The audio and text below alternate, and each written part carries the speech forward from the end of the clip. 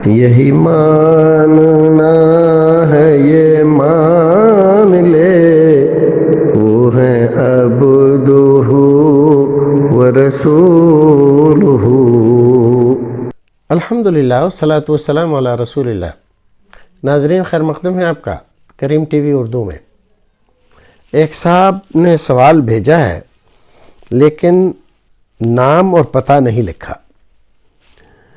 ناظرین سے ہم گزارش کرتے ہیں کہ آپ جب سوال بھیجا کریں تو اپنا نام اور پتہ ضرور لکھا کریں۔ سوال کرتے ہیں مہر کم سے کم کتنا ہونا چاہیے؟ ایک مولانا صاحب فرماتے ہیں کم سے کم 3.5 تولہ چاندی کے برابر ہونا چاہیے۔ دیکھیے، مہر زیادہ سے زیادہ کتنا ہونا چاہیے اس کی کوئی مقدار شریعت نے نہیں رکھی ہے، اور کم سے کم کتنا ہونا چاہیے اس کی مقدار بھی شریعت نے متعین نہیں کی ہے۔ رسول اکرم صلی اللہ علیہ وسلم نے بعض صحابہ کرام اور بعض صحابیات کا نکاح پڑھایا، اور مہر میں صرف چند سورتیں قرآن شریف کی یاد کرا دینا بنایا۔ چند سورتیں، ان کے پاس کچھ تھا ہی نہیں۔ 2 چادر،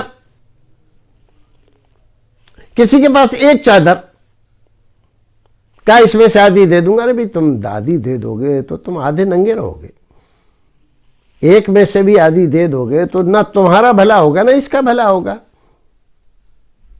شادی کرنا ہے عفت و عصمت کے لیے،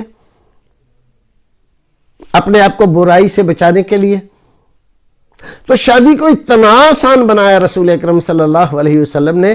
پوچھا تمہیں قرآن شریف کی کوئی صورتیں یاد ہیں؟ فرمایا ہاں فلاں فلاں صورتیں یاد ہیں۔ خاتون سے پوچھا اگر یہ تمہیں فلاں فلاں صورتیں یاد کرا دیں تو کیا تم اس کو مہر میں قبول کرتی ہو؟ کہا ٹھیک ہے۔ رسول اکرم نے نکاح پڑھا دیا۔ تو 3 تولہ 4 تولہ 5 تولہ یہ جو لوگوں نے بنایا ہے، اور بہت مشہور مسئلہ ہے فقہا کے یہاں کہ کم سے کم اتنا ہونا چاہیے، لیکن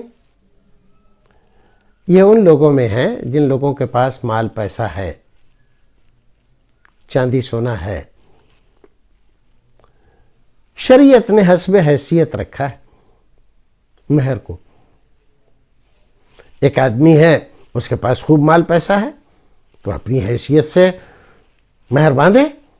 ایک آدمی بیچارہ متوسط طبقے کا ہے تو متوسط مہر رکھے۔ غریب ہے، غریب، اب غریب آدمی کو آپ لاکھوں روپے کا مہر بندھوا دو گے تو کہاں سے دے گا بیچارہ؟ اور بعض لوگ صرف نام نمود کے لیے بڑے بڑے مہر بنوا دیتے ہیں، اور سوچتے یہ ہیں کہ کون دے رہا ہے، معاف کرا لیں گے۔ تو یہ جو مزاج بنا ہے یہ ناجائز ہے، غلط ہے۔ اگر نیت دینے کی نہیں ہے مہر تو آپ ایک طرح سے حرام کاری کر رہے ہیں۔ یہ اس کا حق ہے، اس کو آپ کو دینا ہی ہے۔ آپ اس کا مہر نہ دیں اور انتظار کرتے رہیں جب ہم مریں گے تو محلے کی عورتیں اس کو مجبور کر کے کہ بیچارہ دنیا سے چلا گیا اب تو معاف کر دے، اور اس سے معافی کرا لیں گی، تو یہ معاف نہیں ہوتا۔ میراث میں اس کا حصہ ہے تو پہلے قرض ادا کیا جائے گا، اس کا قرض ہے، وہ قرض ادا کیا جائے گا، پھر میراث تقسیم ہوگی۔ اللہ رب العزت ہمیں اور آپ کو نیک عمل کرنے کی توفیق عطا فرمائے۔